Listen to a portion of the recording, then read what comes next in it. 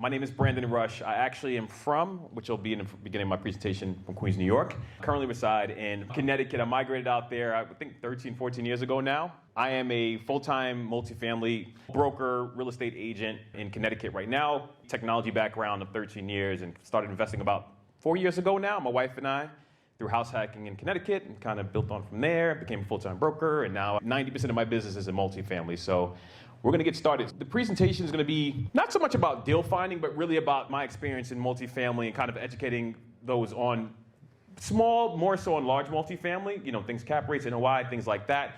For some, this may be kind of common knowledge. For some, this may be new knowledge. So it's really, for those who know it, it's a refresher. For those who don't know, then great. You're learning something new tonight.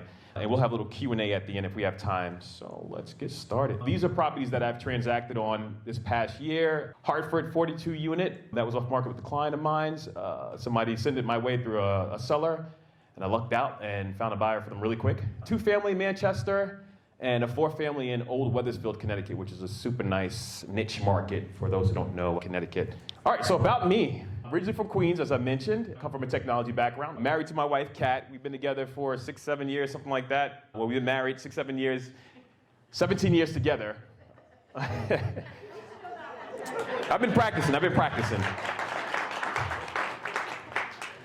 Where else we got here? Multifamily broker and investor. So I'm licensed in both Connecticut and Massachusetts.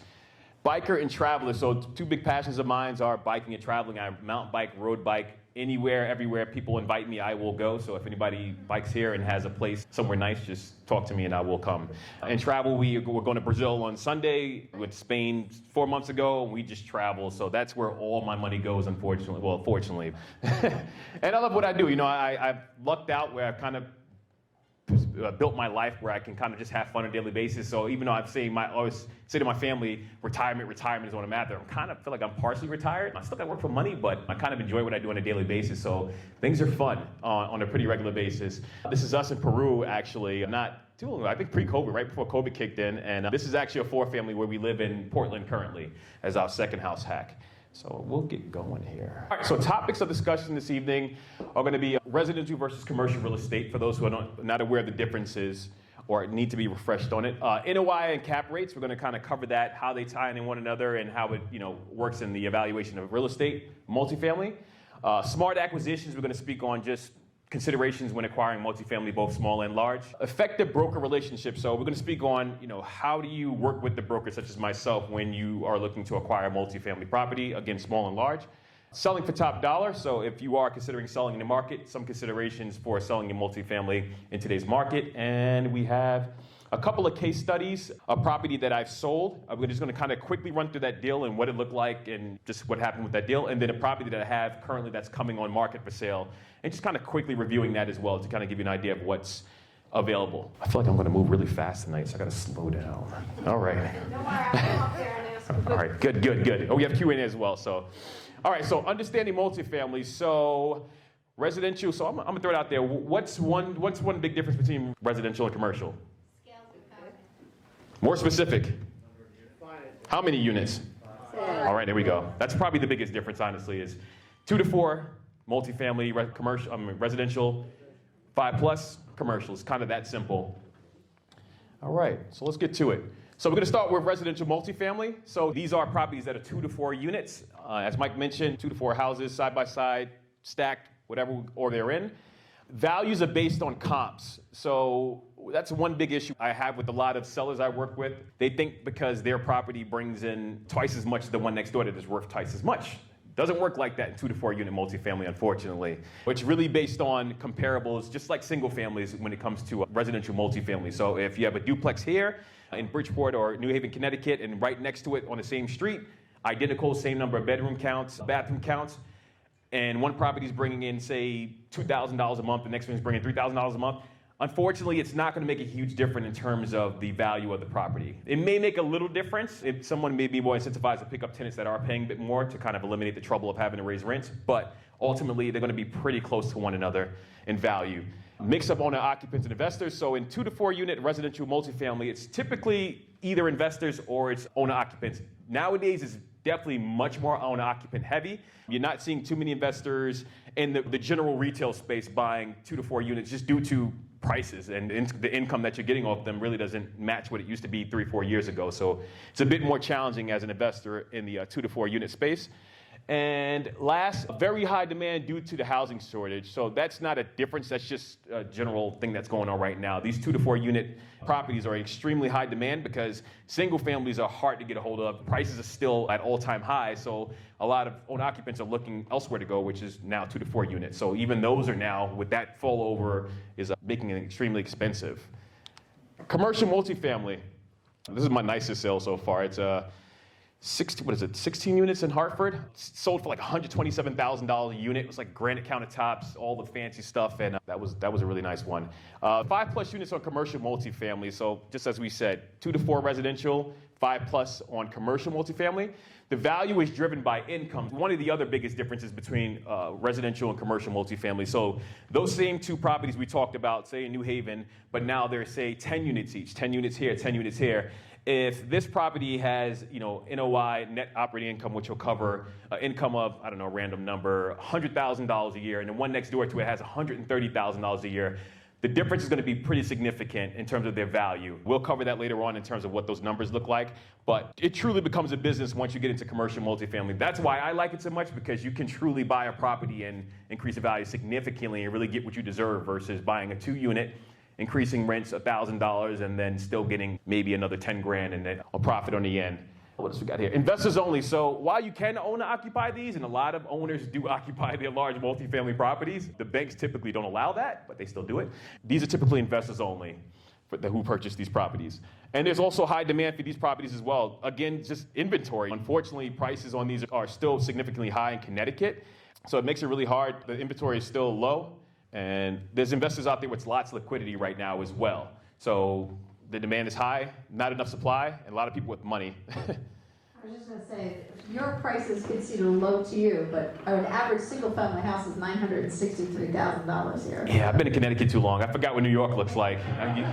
You get used to our numbers, and then the New Yorkers come like, oh, this is cheap. You guys, I'll buy 10 of them. It's like, oh, I will help you buy that. All right. All right, let's keep it going here. All right, so net operating income, we're gonna quickly, and cap rate. Who knows what NOI is? Really quick. What is it? Net operating income. What is it? What is it? What is net operating income? What is it? It's for your bottom line. What are your expenses? So it's after your mortgage, interest, taxes, insurance. No, not the mortgage. Oh. Everything but the mortgage. There we go. All right, so your NOI is your net operating income. It's very simple and black and white. It is your income minus your expenses, but not including your debt. So if you have a loan in a property, that number is not included. The reason why that is because some people own properties outright, so they don't have a mortgage. So you can't really compare someone who has a mortgage to someone who doesn't. So that's why the NOI cuts out your debt.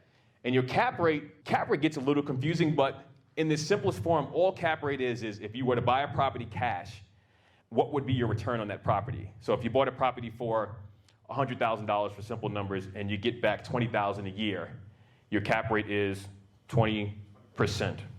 Yes, there we go. So that's cutthroat what cap rate is at its core. Other terms, for other meanings for cap rates, some use it as a risk assessment for markets. I kind of look at it that way as well. When you look at the Connecticut market, if you look at Greenwich, you're looking at a 3%, 4% cap rate in that market. Usually lower cap rate markets mean lower risk, lower reward, but lower risk. Easier management, just easier overall. Higher cap rate markets such as like your Hartford, your New Havens, kind of your city areas, they're a bit more challenging, but you're looking at maybe your 8s or 9s or so. So that's another way to look at cap rates. But again, at its core, it's really you buy it for cash and this is your return. That's what cap rate is. And how they tie together, let me see if that's the next slide. Oh, so let me go back here. Cap rate, people ask, how do you find the cap rate? It's a combination of kind of knowing your market. Once you've seen enough transactions, you know what cap rates are. If you have an investor friends in the market, you could ask them, hey, what is it going cap rate for New Haven, for Bristol, for Hartford, whatever it may be. Appraisers are another big source of cap rates. That's who I actually speak with when I'm curious to know. I know a lot of them off the top of my head, but sometimes I reach out to appraisers and say, hey, what have properties been selling for in this part of Hartford? And they'll throw me out a cap rate. And what else is there in terms of how to determine cap rate? I think that is it. Let me see what we got here. So I'm going to tell you how to get to your cap rate based on your purchase price. First, we're going to start with this. Anyone know what this is? I mean, it's a T12, but anyone know what the T12 is? Yeah, it's expenses. It's expenses and income. Trailing 12 months of expenses. Yes. T-12. Exactly. So how you get your NOI? No, I just happen to love this stuff, right? Because I'm in the financing part of it. It's really important that you understand your NOI, right? Your net operating income. Because here's the things. There's this expression in the industry, buyers are liars, right? And sellers are storytellers, right? Storytellers, yeah. So here's the thing. I love, if you can see it, when you look at a trailing 12, right? In a typical northern market, right, northern state market, you'll see that 50% of the expenses are usually part of the NOI. So if you see a overinflated, I don't know if this is where you're going, I'm so sorry. Go for it. But here's a perfect example, right? So your expenses here, right, their income, right? So they list all the different rental incomes. And this is the beauty of multifamily too, guys, right? So you don't have just the rental income. You have parking lot income, laundry rental income, all different fees, pet fees, all these typical things, right? So the total income for that month was 106. The expenses on that property were really 116? Yeah, it's an underperforming property. It's still underperforming. Yeah. But here's the thing, guys. I look at those and I see opportunities sometimes, right? Mm-hmm. Because typically those expenses should be 50% of the income, right? So if I see a value add in there where I could do management control, I could really pick up a bargain here because appraisal-wise it's not going to look so good, right? But if I know I can turn that property upside down, Yeah. there's a value opportunity in just the management. So it's really important you look at your numbers. In this case, you could turn a negative NOI into a positive one. Yeah, absolutely. And so you have to learn where are they property heavy. Right now, look at the property taxes. Can I do something about that? Sometimes I can, sometimes I can't, right? If I can greed them down, that's an opportunity, Yeah, right? absolutely. So you guys gotta look at those things when you look at your T12s. I love looking at T12s and tearing them apart because there could be money in them. So, I'm sorry. No, you're good, absolutely. Yeah. I love doing this. No, you're good. So what I'm going to do is actually reverse. So this is cap rate, NOI over your property value. Sorry. It's like somehow I blinked out on it. NOI is your real estate revenue versus your operating expenses, very simply. So what I want to quickly do is explain cap rate and why, even though markets that seem like they are high cap, it may also be good investing in a low cap market. So the cap rate is really a multiplier number in terms of how you can add value to a property. So how many times can 10 go into 100? That's 10 times. So basically, for every dollar that you make, or you either increase the income or you decrease the expenses to make 10 more dollars, you're really creating 10 more dollars in profit on that property when you sell it. Now, when you move into a 3 cap market, 3 divided by 100 is, what is that, 33. So every dollar you save or you make, now you're making $33 on your profit. So that's why markets like Greenwich, Manhattan, people look at 2 caps like it's freaking crazy. But they're making a 2 cap, you're making $50 on every dollar you save or make in your property. So it's not necessarily, high cap markets are not necessarily, that doesn't mean that they're necessarily good. It's just maybe your strategy. But that's why markets like Greenwich and some of our lower cap markets are also beneficial to invest in. It really just depends on your strategy. So that's why I got into multifamily, because I'm a numbers person. So just looking at cap rates and I'm like, all right, if you just literally just go and put in LED lights and do this, raise rent. Some places, you just raise rents $25 on a 50-unit building.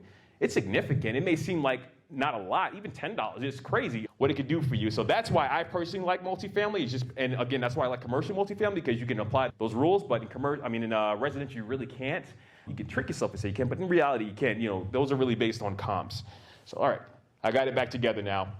And then in T12, so when you're evaluating large multifamily, you're really going to be looking through these T12 to kind of find where there are deficiencies in the property and where you can improve it over time. I won't go into deep detail on this, but definitely these are a lot of the areas of income where you're going to see where you're bringing in income on your property and you're going to see your expenses. This doesn't have it at the end of this T12, but typically there'll be an annual number that shows you what your overall NOI is at the end of the year.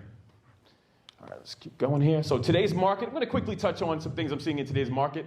Inventory remains low. This is both across the board. Single family, multifamily, commercial multifamily. There's a lot of new construction going on in Connecticut if you drive around, but it's still not enough to keep up with demand. And a lot of the inventory that's coming out, it's also like A-class property. We're seeing like $4,000 rents in some of these places, $4,500, which is really not attainable for your regular target worker or whatnot. So there's still a high demand for that kind of middle ground real estate in Connecticut. Interest rates still have a significant impact on lending.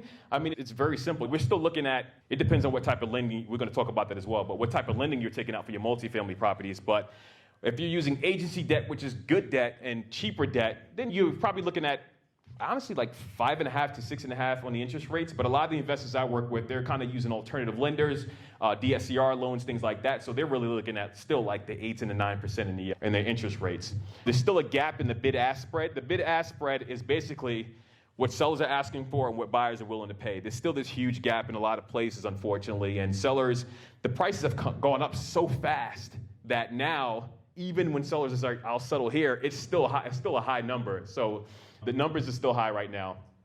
Cash-in refinances are starting to become more of a thing as well, I'm noticing. So we're used to cash-out refi. We buy a property, we rehab it, we get our money back. Great.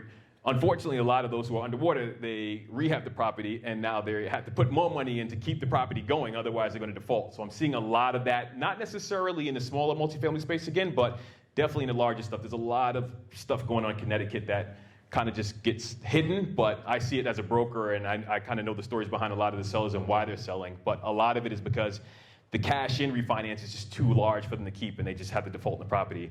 A lot of them have non-recourse loans, which means they're not a guarantor on the loan, so they really just give the property back to the bank, and they kind of don't lose. But they lose a lot of money, but they don't get hit like in the residential space. Rent growth has slowed. So rent growth is definitely shot up super fast over the last few years, and it's at a point now where it's kind of peaked, and we're seeing Connecticut that it's starting to slow down a bit. It's not necessarily coming down, it's just not growing anymore too much more than where it is now. So in terms of if you're buying and having these anticipations of raising rents or these rent increases of 5% over the next few years, I would say be careful and really consider maybe the normal 3%, but I would say even slow it down to maybe even 1 or 2% for the next couple of years as things kind of stabilize. Owner-occupant demand remains strong. So again, limited housing, there are still a ton of people looking for property in the 1 to 4 unit space. So if you are planning to list anything, it's probably going to sell, especially if it's a decent product. Multifamily investment in general remains a solid investment. I haven't seen anything in Connecticut, again, that's really alarming in terms of buying multifamily, so it still remains a strong fundamental investment. All right, so smart acquisitions. We're going to dive into considerations when you're buying property in today's market. Buy right. That's like the easiest and most fundamental statement when it comes to buying property, whether it be single family or multifamily. Make sure you buy right. Do not buy on guesses or these odd assumptions. Buy right, especially in this market, because the margins are not as big as they used to be back in the day. So you have to be very careful right now. Know your market. So whether you're in New York, Connecticut, out of state, wherever it is, know your market, know what's going on, know the town that you're working in, know how the taxes work, how properties are reassessed, know your brokers in that area, know other investors in that area. Just know your market before you get into it, because there's a lot of variables that go on, both positive and negative. There may be a lot of people in Hartford. I keep going back to Hartford because I do a lot of business there, but a lot of people went to Hartford to buy a lot of property. They didn't know the market, didn't know about the reassessment coming up. Next thing you know, their taxes doubled. And now they're scratching their head saying, hey, they're blaming the town, but it's like you never did the research, you never knew how properties were assessed, you never knew the reassessment was coming up. So it's not the city's fault, it's your fault for not knowing your market. So definitely know your market and all the challenges and benefits. Benefits meaning, and the same thing with Hartford, there are grants in Hartford that a lot of people don't know about. A lot of rehab grants that I know in Springfield, Mass, where I'm looking right now, an individual, he has a building, he had a $250,000 grant from the city of Springfield, Mass, to rehab his property on this block. So there's opportunities like there as well. So again, know your market, both good and bad. Make sure the numbers work and it cash flows. So cash flow is super important nowadays. You don't want to buy a property and be underwater from the start unless it's an opportunity where you're sure that you can rehab it and get money back or whatever it may be in the end. But do not buy with the assumption that you're going to jack up rent significantly. But a lot of people I see or investors come in and they say, hey, I'm going to buy this property, rents are $600, I'm going to jack them up to $1,500. Like, no, you're not. Like, you're going to deal with massive vacancy, you're going to deal with massive pushback, you're going to deal with Fair Housing Commission, things like that. So make sure the property cash flows when you're underwriting your property. Even if you're just cash flowing, just make sure it cash flows, because now is extremely hard. We don't know where interest rates are going to go either in the next few months or a year. Have a team in place. At a minimum, have some boots on the ground. I have a lot of sellers I work with now, they just get tired, they come to Connecticut. It's like, all right, I just have one property out there, which is the 9-unit I will show you guys later I'm selling. The sellers are like, I just don't have the resources, I'm just gonna sell. Another big one that a lot of investors don't think about is property management. That's one big question I ask investors when they come into Connecticut. I say, who is gonna be your property manager?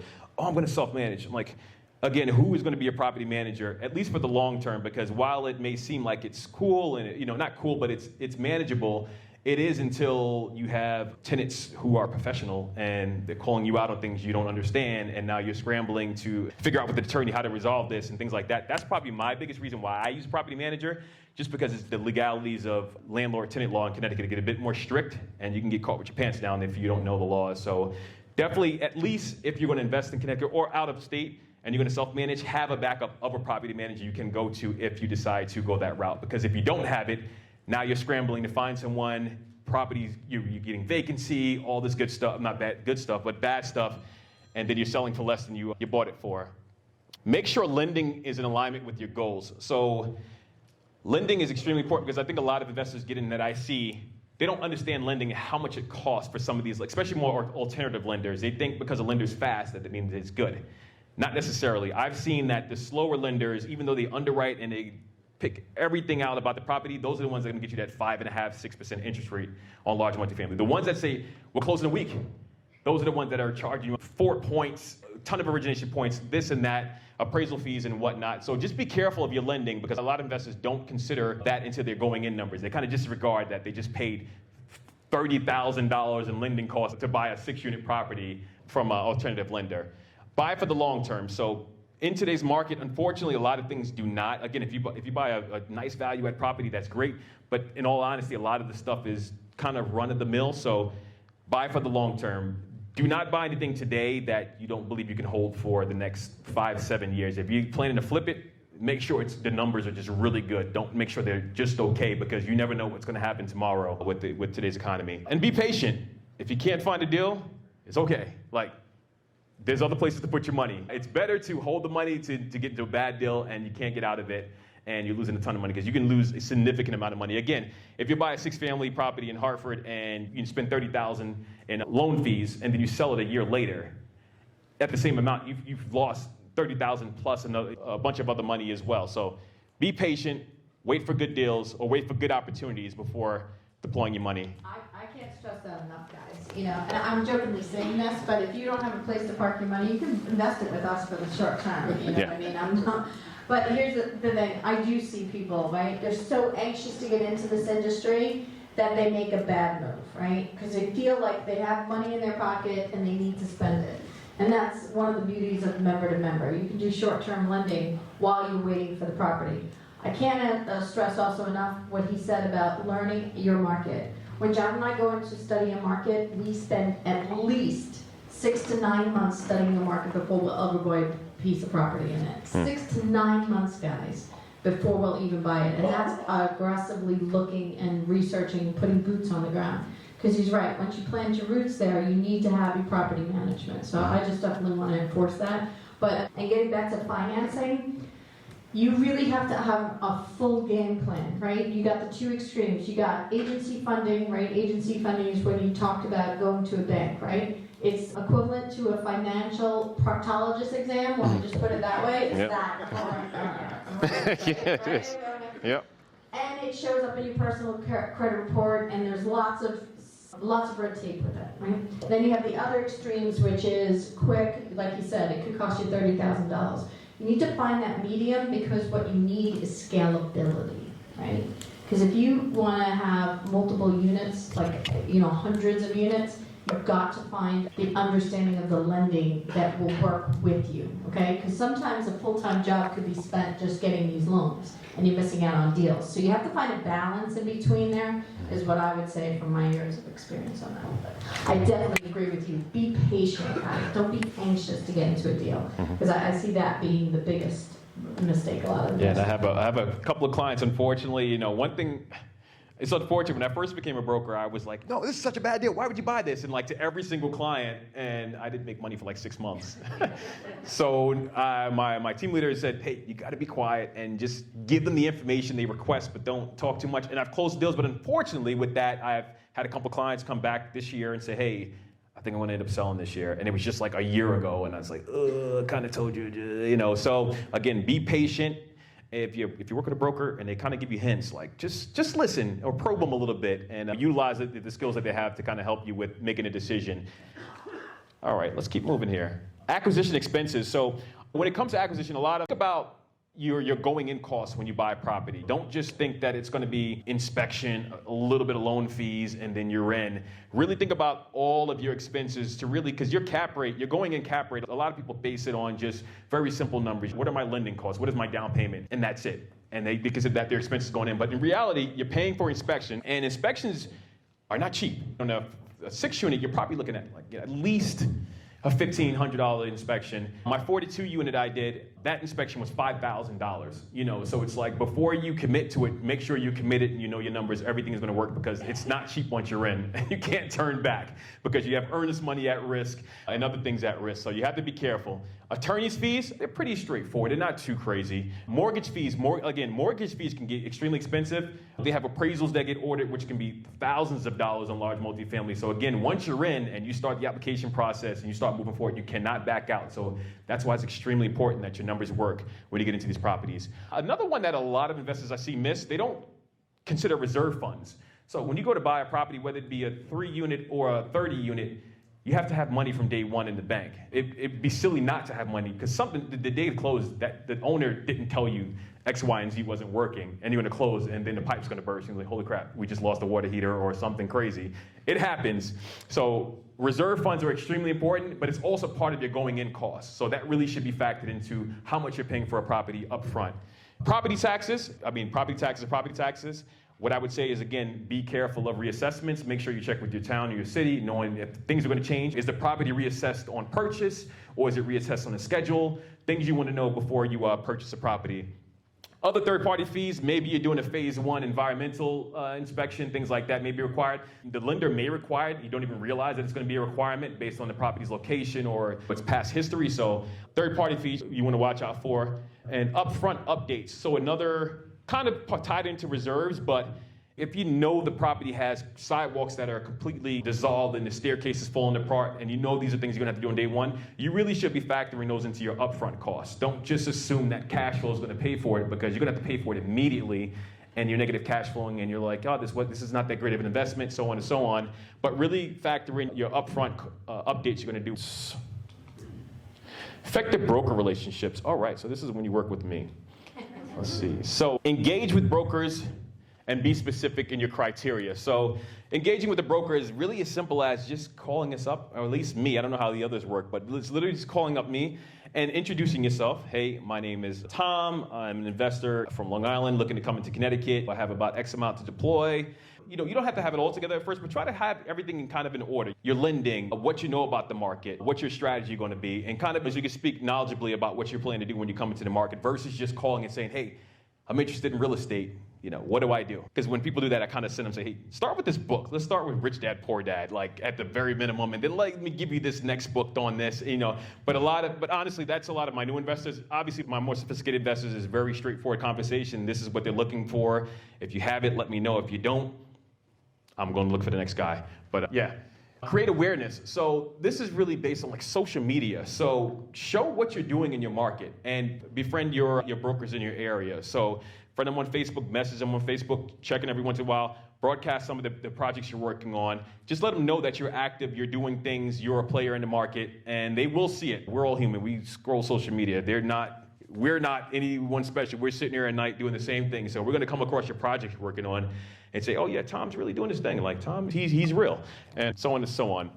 Be responsive, give feedback, communicate often. So once you do engage with brokers and they start to send you deals, they start to communicate with you, respond. They send you an email, they send you a deal. Even if it's just a deal they close, say, hey, congratulations on closing that deal. It creates awareness.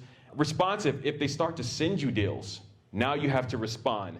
Give feedback on why the deal works or why the deal may not work, what you're looking for, and so on and so on. But really create a line of communication as they start to send you deals, and they're going to see that you'd be surprised. Probably out of all the investors that I work with, probably 5% respond to my emails when I send out things giving feedback. And those 5% get the attention because I know them, and I know them off the top of my head because they're always responding to me. Building trust, relationship, become friends. So instead of just speaking to them when a deal comes, if they have an event for their brokerage, feel free to stop by. If you see their kid has a birthday, say happy birthday, whatever it is, just give them a call and don't talk about real estate. Just say, hey, what's going on? I saw it was your birthday on Facebook. You do anything special? I saw you went to Brazil. How was Brazil? Was it good? And it may seem awkward to talk to people on the phone like that, but you'd be surprised how many people are just genuinely want to talk to other people and be human for once. And that's one of my, not to brag, but that's one of my characteristics is that I speak to people and they're surprised that I'm just calling them. And I'm like, hey, what's going on, man? And it's like, even though you should be calling me, I'm calling you and just checking in. How's it going? And that really solidifies a lot of the relationships that I have right now. Melissa? No. Are you good? Yeah. Okay. I will say this, yeah, go for it. guys. The deals go to the people that have better relationships with. I mean, that's just the reality. Yeah. So if you're not going to respond back to a broker, be selective who you're going to work with, who's knowledgeable. Because there's, if I have to educate the broker, I don't mind for a period of time, but if they don't get it, I'm moving on, right? But the same thing, the broker's not going to give me a deal. And we say broker agent is interchangeable. In other states, agents are called brokers, so I just want to clarify that. Remember, when you're dealing with out of state, you're going to love closing in Connecticut. Right? Their fees, you want to know what the recording fees are in Connecticut. What's a recording fee in Connecticut? I don't know, you tell me. It's like $31, Okay, $62, right? Jerry, what's a recording fee in Nassau County? So I'm getting a HELOC on my house right now, Right. $95,000, and I think my recording fee is around, I think it's like $730. $730 to record the deed. Don't tell me that's a tax in there. You know what I mean? So it's really important you become interactive with the broker, right, or the agent, right? And when he's saying, listen, today I got feedback, right? Bruce is awesome with that. He'll give me feedback. No, I needed to beat this price, or this is more what I'm looking for, or I don't like this neighborhood, I prefer this neighborhood, or I prefer this price point compared to that price point. That makes his job a lot easier, but what it does is get you the deals, right? So if you don't ask, do you get? No. So you gotta ask. And that rapport, I'm telling you, out of state, they love talking. And you should get in the habit of that, right? More than just get down to right to business, which is what we tend to do sometimes, right? But ask them about their kids, ask them about their life, ask them about their trips. I mean, him and Kat have been on some really amazing trips. So, that's how you build rapport, and that's why I'll get the call. When, hey, this deal's falling through, I know you like this area, would you buy it? Yeah, okay. And then people wonder, why did I get that deal and nobody else? Because see, there's investing and then there's personal investing, right? First in people, right? Invest in people is the best investment you can make. Sometimes it doesn't always pay out, but there's some really good people out there. So. But I definitely agree with this. If you think that a broker is going to give you their best deal and they just met you, you're just kidding yourself, right? You got to build that time and invest that time in that relationship. Yeah, no, absolutely. And just to the first topic again, criteria. So it's extremely important that you be very specific in your criteria when speaking with the broker. Because, example, I have some investors call me and say, hey, I just want to deal in Connecticut. I'm like, oh, this is too much thinking. Like, that is so broad, I can't even help you. But some may say, hey, I'm looking for a 6-unit or 6 to 12 units in New Haven that it could be turnkey, that's fine, blah, blah, blah, blah, blah, fully occupied, so on and so on. That's very specific, especially if you name towns or cities, because the first thing that comes to mind, like when someone says Hartford or New Haven right now, I have probably 5 people that come to mind immediately, and those are the ones that are constantly, or you're reaching out about those specific markets. So be very specific. It's hard for investors to kind of niche into markets, but I would advise you to at least, if you're going to say off Connecticut, say that's fine, but also say, but I'm really interested in X, Y, and Z, just to kind of add that little bit into it. Oh, another cool one, I haven't anyone do this yet, but you should. Have a broker represent you on the deal. So if you find a deal off market or through another brokerage, And especially if they're offering a co-broke, which means the seller's paying, the buyer's agent commission, ask an agent or broker that you know locally that you've been speaking with, hey, could you represent me on this deal? That's going to take it along. I can tell you, if you guys do that with me, we will be best friends, and I will be sending you stuff all the time. But really consider, if you are going to buy something off market and you have the opportunity to work with another broker to kind of build that relationship or foster that relationship, give it a try. And lastly, follow through with your commitments. So if they do bring you a deal and you do go under contract, do everything you do to close. Try not to retrade, which is basically you go through your due diligence, you go into contract and you say, you know what, we don't really want to pay that price. We want to pay this price. Try not to do that if you can. Obviously, there are some conditions where it's just necessary because there's some significant issue with the building that wasn't disclosed, things like that. But try to commit to it. Try to commit to the deal if you get it and perform on it. And that'll build a ton like my 2-unit guy. Getting top dollar in today's market. So this is geared towards sellers. So if you own multifamily, where I think honestly this northeast area is kind of a lot of the same in a degree. Limited inventory available. So these are just considerations. Limited inventory available means high demand. So if you're going to list a property, it's probably going to sell as long as you price it accordingly. You're probably going to move it, especially if it's a nicer turnkey property, because that's what a lot are looking for, both small residential and large commercial. Lots of liquidity, ready to deploy, so there's lots of investors who still have money out there and they're looking to move some money, so keep that in mind. Owner occupants, like I said, they're in extremely high demand right now, looking for property, 2 to 4 units. Presentation matters. So one thing I noticed is, again, speaking heavily in Connecticut here, presentation matters in your property, especially 2 to 4 units, because you know how people, when they get single family, like, oh, this is beautiful, this is the most amazing thing. It's kind of that same thing with the 2 to 4 unit space. People fall in love with the properties and they want to buy them. But the same kind of thing applies on the larger 5+ units, I notice, because a lot of these investors who are not in the state, buying from out of state, they really don't have a lot to go off of. So if they're looking online and they're seeing a turnkey building that all 6 units are renovated, things like that, they are much more attracted to come to that market and buy something turnkey, so they don't have to deal with the hassle of renovations remotely, things like that. It basically attracts a larger audience if you have a turnkey property or it presents well.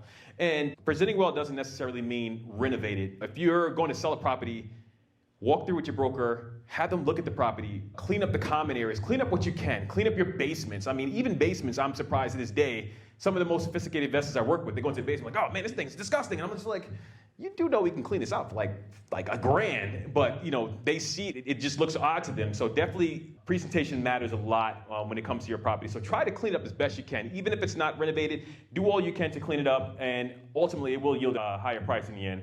High net operating income. So if you have a larger 5+, 20, 30 unit property, get the NOI up before you sell. If you're a year out and you're considering selling and you say you own a 40 unit property, raise the rents. I know a lot of investors like to keep their rents at a solid number or not raise them too much, but $25 is not a lot, but it will be a lot on your income if you were to raise it this year and you're going to sell in the next year to 6 months.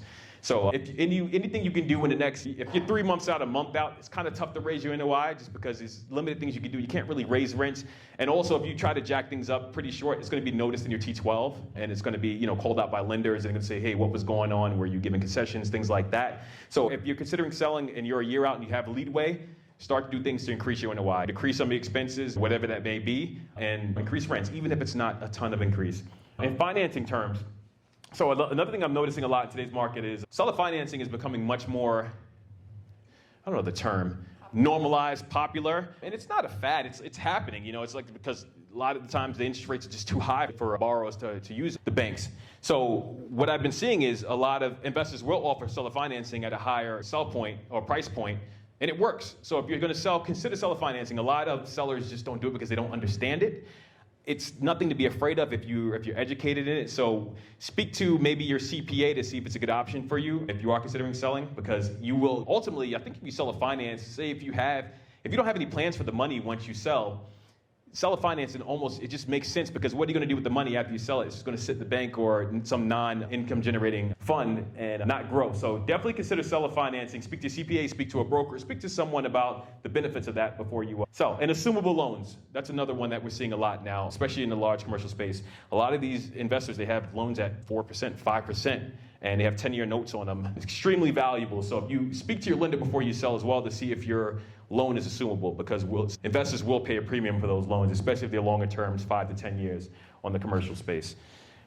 All right, case study. So we're gonna run through these really quick because I think I have like 3 minutes, but nothing super special here. We're gonna dive into this property here. So this is my biggest sale of last year. It's 42 units in Hartford. Just kind of quick deal run through. 42 units, I represent the buyer. This is someone, a close friend of mine who I keep in touch with, to say, hey, Brandon, I got somebody who wants to sell 42 units. Do you know somebody? And I said, for how much? And they said for, I forgot, 3 point. I'm like, yes, I can find somebody. Give me a moment. And then we basically scooted over there, looked at it, went into contract within a week.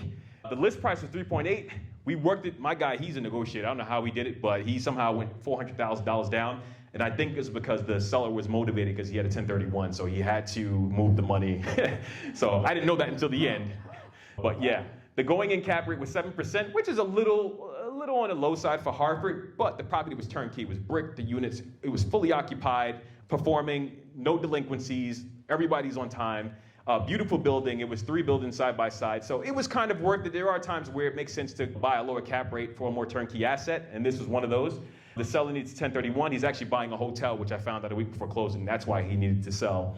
And the investor who bought it used agency debt. So again, this is more, I want to say it's more like getting your tax return. You know, it's just a lot of in detail. They nitpick every little thing. Hey, the brick is not pointed there correctly. Hey, the basement has some water. Hey, and they make you fix a ton of stuff, but they give you really good interest rates. So I think he had an interest rate of probably lower 6s on this one. His plan is to update and increase rents. Average rent there is probably $1,100, and he already moved someone up to $1,450 a month at the closing. I don't know how he did it, but again, some of these investors are very sophisticated and they have ways of doing things. And his end goal is cash flow. So he didn't buy it to flip it or sell it for a higher profit. He has a group of investors behind him. So he's basically going to bring in higher cash flow over time through those rent increases.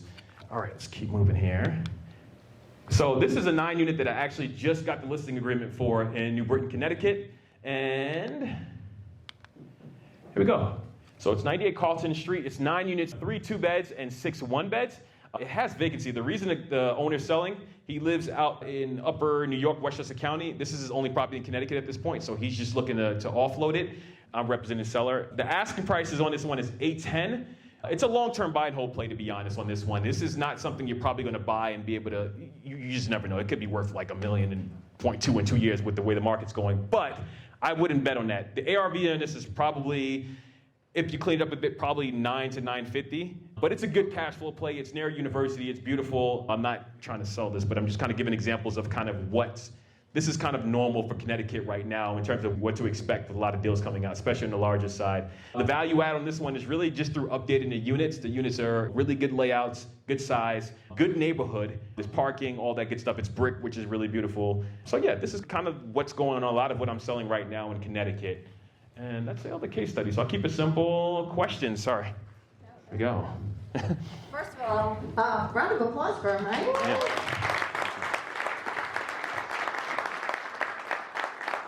He had all that energy coming from Connecticut, so that was good. Right? How many people appreciated having an offer on a deal too, so that you guys could talk to him if you're interested, right? So that round of applause for that. Thank you. Yeah. I think it's really important that you create relationships and work with people who are knowledgeable in their space. I've been watching Brendan as he grew into the industry, and I love watching people who really embrace the community. Like he said, I feel like I'm not working, right? Yeah. So, all right, we're going to open it for Q&A for you guys. Do you guys have any questions? I know we have a lot. We have one really big announcement after. We have our volunteers help us with. Bobby, thank you so much. So the lady up here, can you raise your hand? So, yeah, Bobby, thank you. It's not such a great question, but thank you so much because you covered so many topics and you really made it so simple. So thank you. I appreciate that because it gave a great overview. But my question to you is, I know that you're very focused on Connecticut. Yes. You are still a little cautious with Connecticut now in terms of rent increases, etc. Do you see any other markets a little bit more open and lucrative? So Mass and New York are pretty strict. So Connecticut is still, even though it's getting stricter, I personally don't see Connecticut getting too bad, at least for the next 5 to 10 years, compared to New York and Mass. New York is like the hardest, and then Mass is like the next hardest, but But again, if I were to say there are markets, probably the South, but it really depends on your investment strategy. I would say the Sun Belt down south is really where I see a lot of investors. I mean, a lot of syndicators are down there just because it's just easier. The laws are a bit less strict. But again, in Connecticut, I would say it's still a really good market because you just, again, have a good property manager. Then it alleviates a lot of the concerns that investors have. Investors get in trouble when they try to do it themselves and they don't know the laws, and then they're just blaming the tenants and this and that when really they didn't vet them correctly, they didn't understand the laws, things like that. So I would personally say Connecticut is still a good market to invest in, but just keep up with the laws. Ask questions, just keep on top of it. But Sunbelt is a good spot right now. Connecticut's still good, yeah. Thank you. I'll give you an example, right? So my average eviction takes about 60 days in Connecticut. My average New York eviction takes 2 years, probably. And Mississippi is 10 days. So I'm going to give you the whole spectrum. I happen to like Connecticut because 60 is very reasonable. Even my conscience tells me about 10 days in Mississippi, you know. I can't. 10 days. Yeah, I think that's almost criminal, but it's kind of cool. It's in my power to do that, right? So I can show mercy when I want to show mercy, and just say, listen, you and your drugs have to go. You know, you would just strip a pole, go.